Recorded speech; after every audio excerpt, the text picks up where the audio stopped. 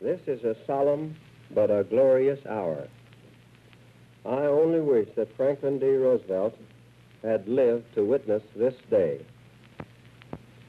General Eisenhower informs me that the forces of Germany have surrendered to the United Nations.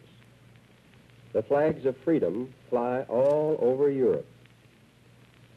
For this victory, we join in offering our thanks to the providence which has guided and sustained us through the dark days of adversity. Our rejoicing is sobered and subdued by a supreme consciousness of the terrible price we have paid to rid the world of Hitler and his evil band. Let us not forget, my fellow Americans, the sorrow and the heartache which today abide in the homes of so many of our neighbors. Neighbors whose most priceless possession has been rendered as a sacrifice to redeem our liberty. We can repay the debt which we owe to our God, to our dead, and to our children only by work, by ceaseless devotion to the responsibilities which lie ahead of us. If I could give you a single watchword for the coming months, that word is work, work, and more work. We must work to finish the war. Our victory is but half won. The West is free, but the East is still in bondage to the treacherous tyranny of the Japanese. When the last Japanese division has surrendered unconditionally, then only will our fighting job be done.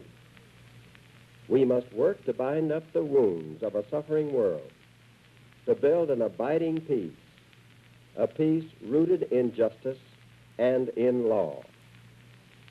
We can build such a peace only by hard, toilsome, painstaking work, by understanding and working with our allies in peace as we have in war. The job ahead is no less important, no less urgent, no less difficult than the task which now happily is done. I call upon every American to stick to his post until the last battle is won. Until that day, let no man abandon his post or slacken his efforts. And now I want to read to you my formal proclamation of this occasion. A proclamation.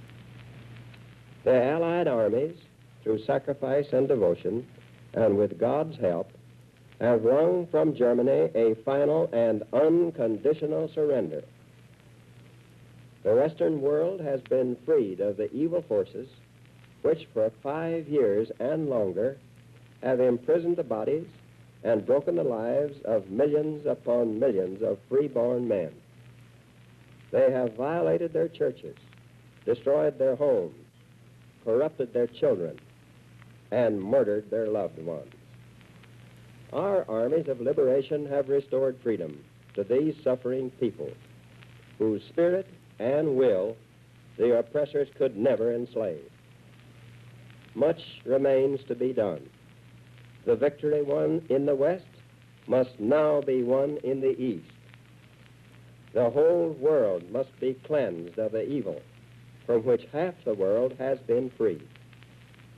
United, the peace-loving nations have demonstrated in the West that their arms are stronger by far than the might of the dictators or the tyranny of military cliques that once called us soft and weak. The power of our peoples to defend themselves against all enemies will be proved in the Pacific War as it has been proved in Europe.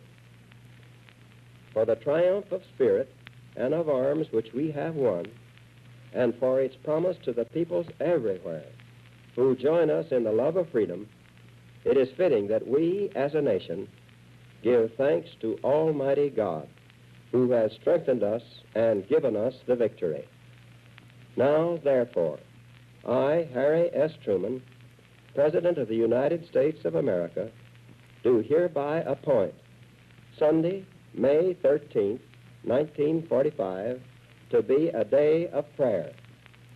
I call upon the people of the United States, whatever their faith, to unite in offering joyful thanks to God for the victory we have won, and to pray that He will support us to the end of our present struggle and guide us into the ways of peace.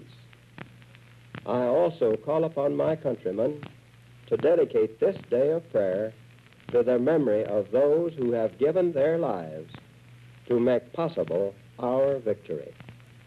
In witness whereof, I have hereunto set my hand and caused the seal of the United States of America to be affixed.